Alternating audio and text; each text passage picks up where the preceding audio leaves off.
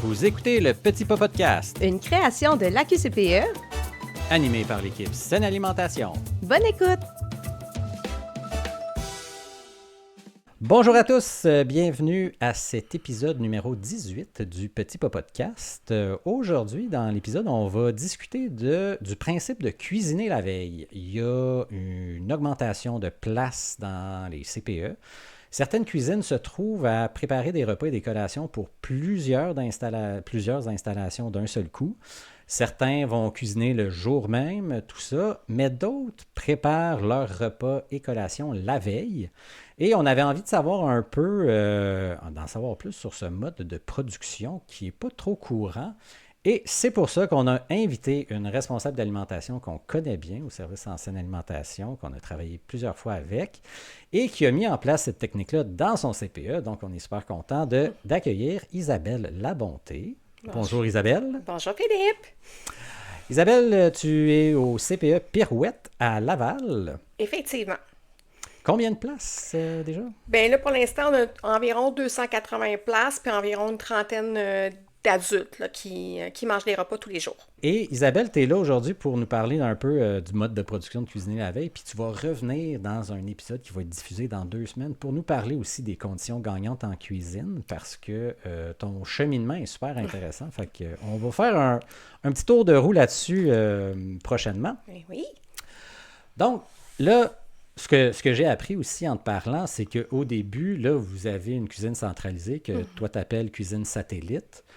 Ça n'a pas toujours été ça dans ton CPE. Je dis ton CPE, mais le CPE Pirouette. Après 18 ans, j'ai le droit de dire que c'est un petit peu mon CPE. Ah, c'est bon, OK. C'est bon. Donc, d'où est venue cette idée de devancer la production à la veille? Parce que, avant, vous étiez dans un mode où vous cuisiniez tous les jours pour la journée même. Mais là, tu sais, comment tu es arrivé à dire, let's go, on va devancer notre production? Bien, ça fait une petite histoire courte, là, quand j'ai commencé, c'est ça, il y a 18 ans pour Pirouette, je travaillais dans une installation, puis ma collègue de travail travaillait dans l'autre. Donc, moi, j'avais une 80, elle avait une 68, puis ça faisait que, bien, on mangeait pas toujours la même chose en même temps, on mangeait pas nécessairement toujours les mêmes recettes. Bon, il y en avait des insatisfactions, puis tout ça. Fait que, tu sais, la première étape n'a pas été de jumeler, puis de cuisiner la veille, puis de cuisiner ensemble. Ça a été plus d'harmoniser le menu. Fait qu'on s'est rencontrés, on a composé un menu ensemble, on a standardisé les recettes. On nous a vraiment offert du temps là, pour pouvoir mettre ça de l'avant. Puis ça a été comme la première étape, là, dans le fond, qui a été effectuée. Puis c'était comme génial parce qu'on pouvait s'appeler, s'entraider. Ah, ça fonctionne pas. Toi, tu le fais comment pour arriver? S'il y en a une qui était absente, on pouvait faire les commandes pour l'autre. Donc, on voyait bien là, que le fait de collaborer et de travailler ensemble, même si on avait 2 installations, c'était gagnant comme situation. Ça avait des avantages. Ça avait beaucoup d'avantages. Puis ça enlevait un poids aussi aux coordonnatrices, aux directrices générales, parce que, ben eux, c'est pas forcément leur domaine.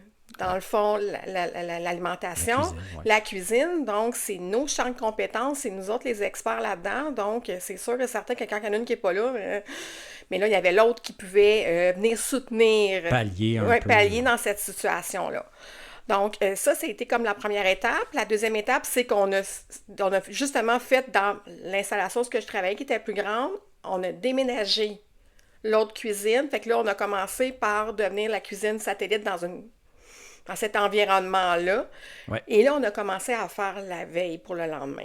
OK. Donc, puis là, les avantages, c'est que, ben, quand je rentre le matin, ben, mon dîner, il est fait. Tu sais, il n'y a pas le stress, là, de... Non, ma journée, elle est faite, c'est prête. Fait que ce que je fais, c'est pour le lendemain. Fait que s'il manque quelqu'un, ben, on peut moduler, on peut modifier le menu, je peux changer la collation, on peut venir m'aider, même si des fois c'est hors de notre champ de compétences parce que, bon, on fait une salade repas, voici, j'ai mes ingrédients, tu peux-tu mélanger pour moi, s'il te plaît, puis mettre 4 tasses, mettons, par plat.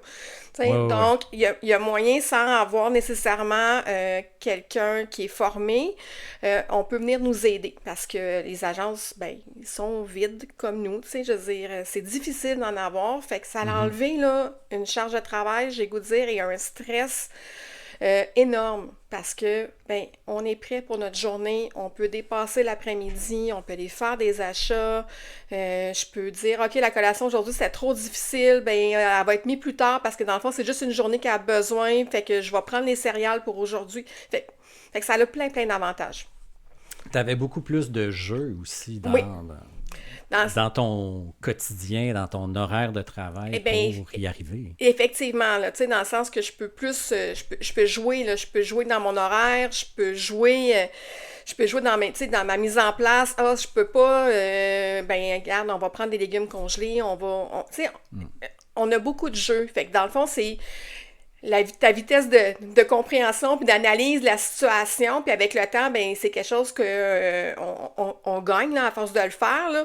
Mais là, tu vas faire, OK, non, ça fonctionnera pas aujourd'hui, ou ça, on va le changer. Ou... Fait que c'est vraiment de remodeler ton menu pour faire en sorte que tu n'aies pas de surcharge de travail, que tu cours pas comme une poudre pas de tête dans la cuisine, que tu sois capable d'arriver, que tu risques pas de te blesser, puis que ta journée soit le fun pareil, même si ta collègue est malade, là.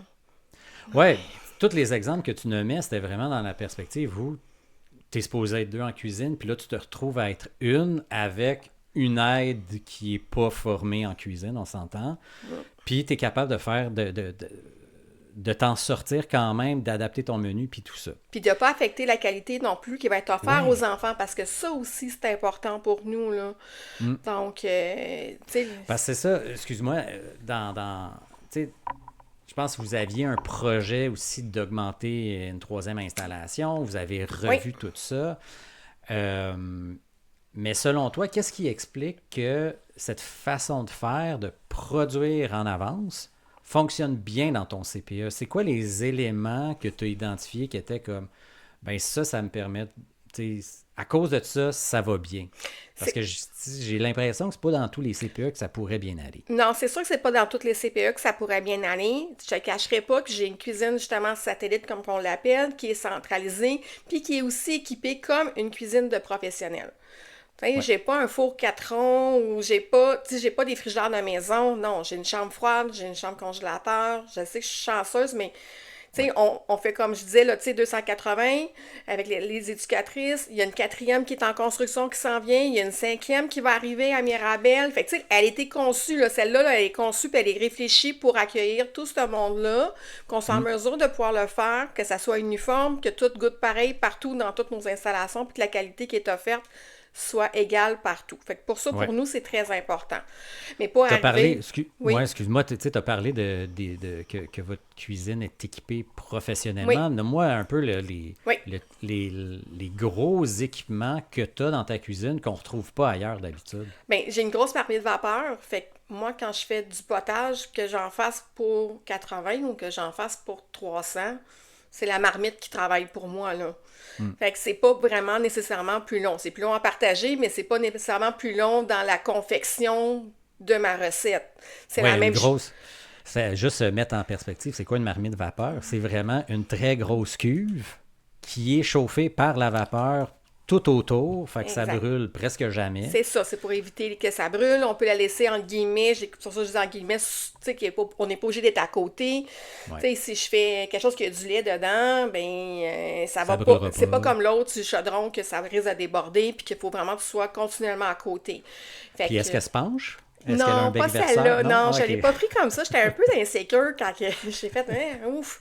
Puis ça prend de l'espace aussi. Le fait qu'elle se penche, il faut quand même que tu envisages l'espace. Puis j'ai rentabilisé mon espace autrement. OK, c'est bon. Donc, fait que grosse marmite vapeur. Quoi d'autre? J'ai un four rationnel, donc pour pas le nommer, mais bon, on est tombé en amour avec ce fourneau-là. Là. Je ne rechangerai plus jamais de fourneau dans ma vie. Là. Je rêve d'en avoir un chez nous.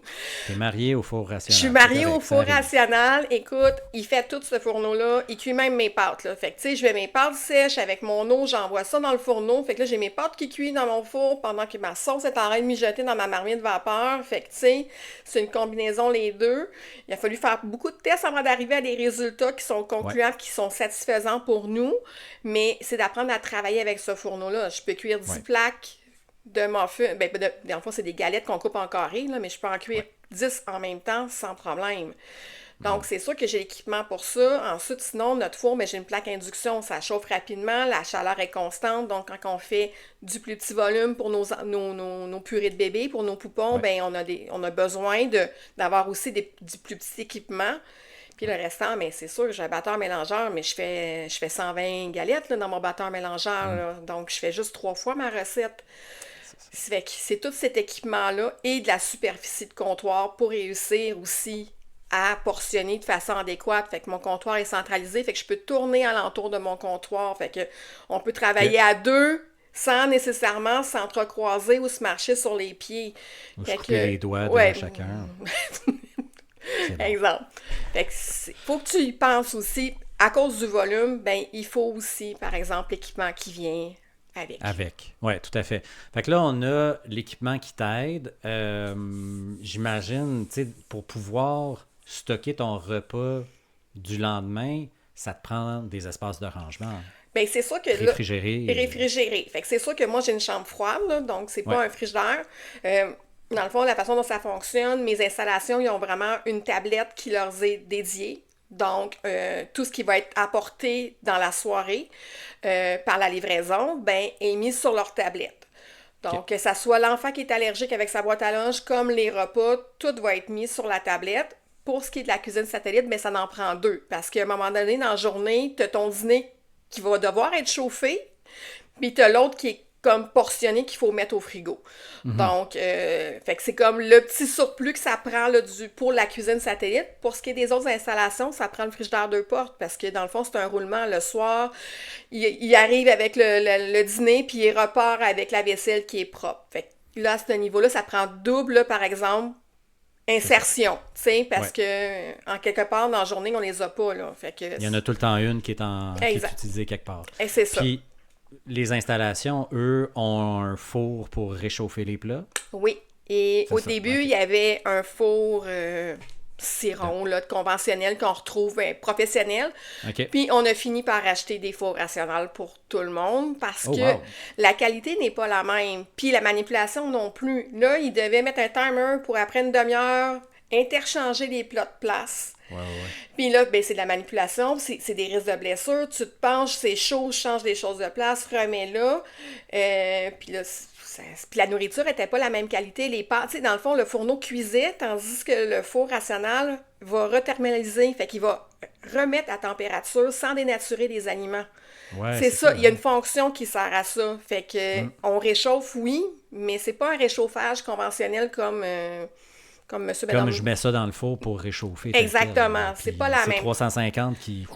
C'est ça. Fait que c'est pas la même chose. Fait que quand on a vu que ça affectait la qualité de la nourriture, on a fait OK, non, ça veut dire on a décidé qu'on faisait ça pour la raison qu'on voulait que tout le monde soit pareil, on va offrir aussi la qualité même finale pareil. Fait que on les a équipés des plus petits fours, mais des fours rationnels pareil. Très cool. La planification de la charge de travail, tu sais, trouves-tu qu'il faut... c'est-tu quelque chose qu'il faut prendre en considération? Tu sais, qu'est-ce qui fait que tu penses que ça fonctionne bien côté planif dans ton cas?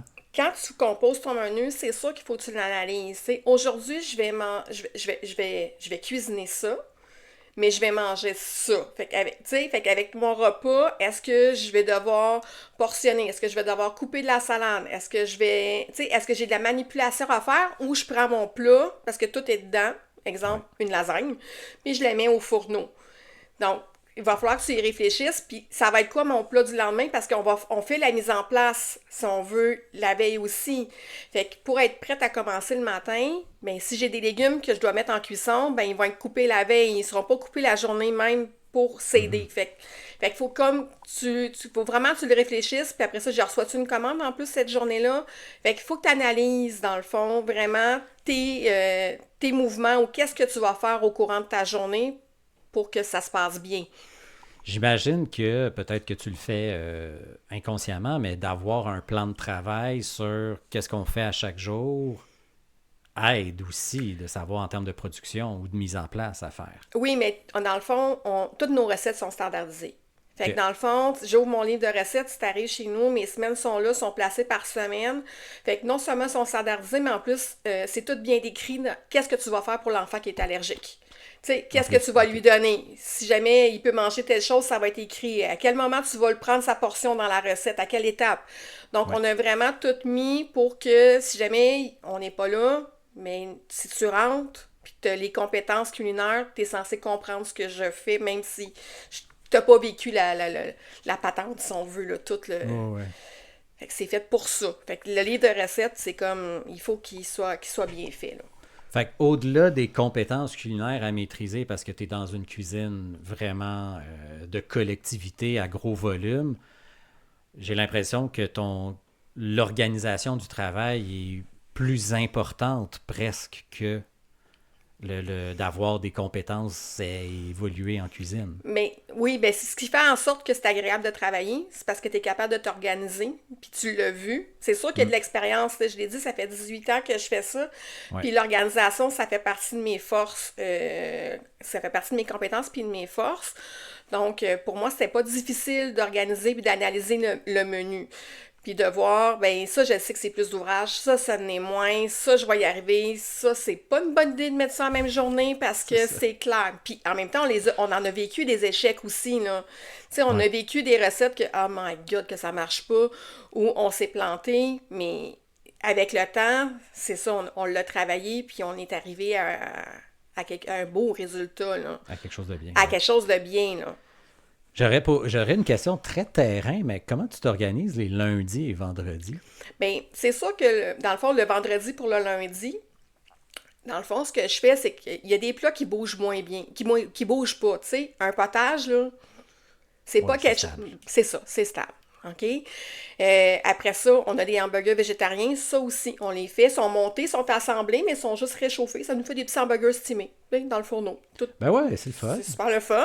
Des On est au pâtes... diner chez Isa, Mais oui, mais c'est végétarien, écoute, les enfants adorent ça, c'est super santé, aux c'est abords de génial. la 117, Mais, chez Isa. exactement.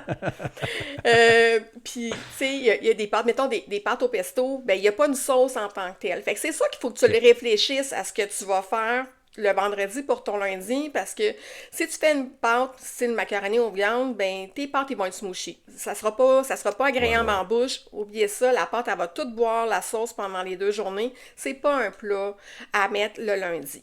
OK. Puis, dans le fond, notre plat du vendredi, ce qui nous aide aussi dans notre organisation, parce que dans le fond, le plat, il est fait la veille. Fait que même si tu me dis que l'enfant est malade, puis que j'ai moins d'enfants, puis que je ferme un groupe, ça a quand même des conséquences versus quelqu'un qui faisait du direct qui peut-être peut se réajuster.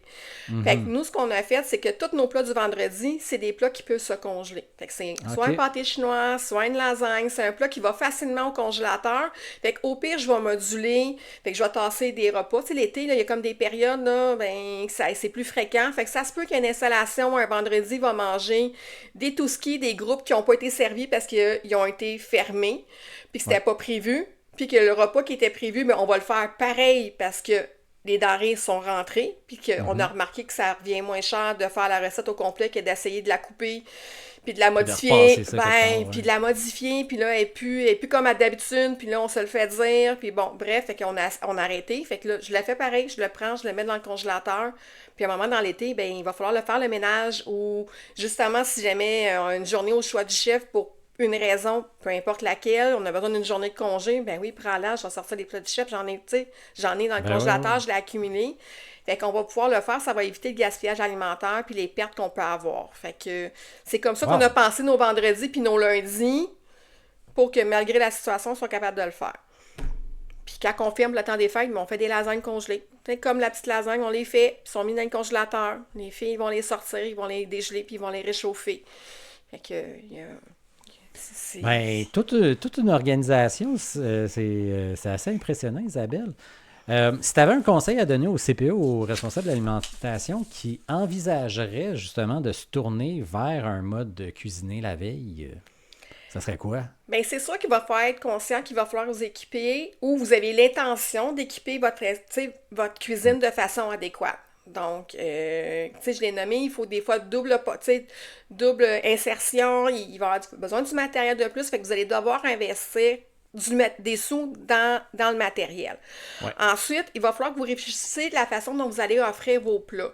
Tu sais, on mange encore des sandwichs à Pirouette, mais c'est les éducatrices et les enfants qui sont mis à contribution pour les assembler. Parce que une sandwich au thon fait de la veille, Ouais, c'est un peu soggy, là. ça se peut que le pain soit bien trempé, là.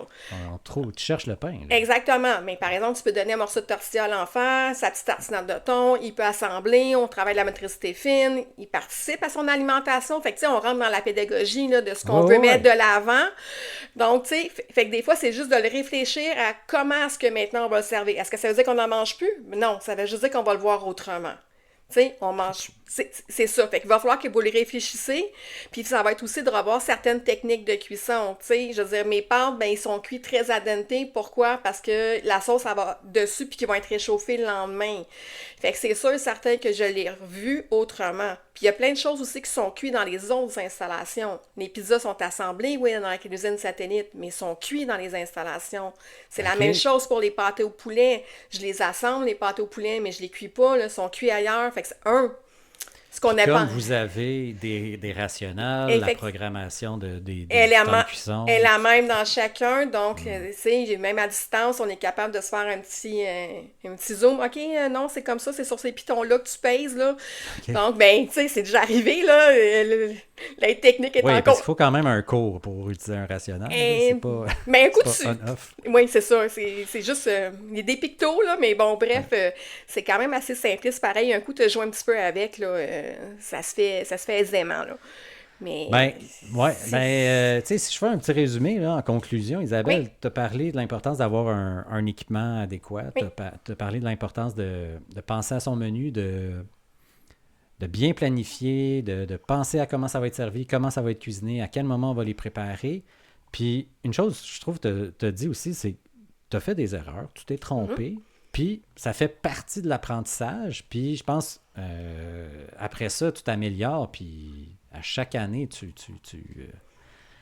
ça va de mieux en mieux, là. Oui, bien, faut pas que tu lâches. Dans le fond, c'est perfectionner tes recettes comme n'importe quel chef en cuisine. Là, je veux dire, tu sais, de toute façon, il y a plein de recettes qui sont nées d'erreurs de culinaires.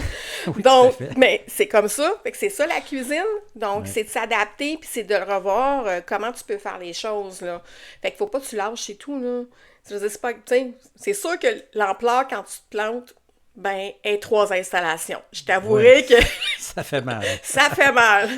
Mais d'éviter le plus possible d'avoir affaire avec des agences, d'avoir affaire avec des traiteurs, d'avoir toujours la même qualité. Je pense que le personnel éducateur et les enfants ainsi que les parents l'apprécient. Ah. Tu sais, c'est un plus qu'on réussit à offrir en l'ayant comme ça centralisé, puis en offrant la veille pour le lendemain, ben, en cuisinant de cette façon-là. Mais on assure, je trouve, davantage une qualité versus ce qu'il y avait avant, là. Okay. C'est ce que je trouve. Ben, merci énormément pour cet épisode, Isabelle. C'était fort intéressant. Donc, merci. Puis on te revoit dans très bientôt. Oui, à la prochaine. Bye bye. Bye.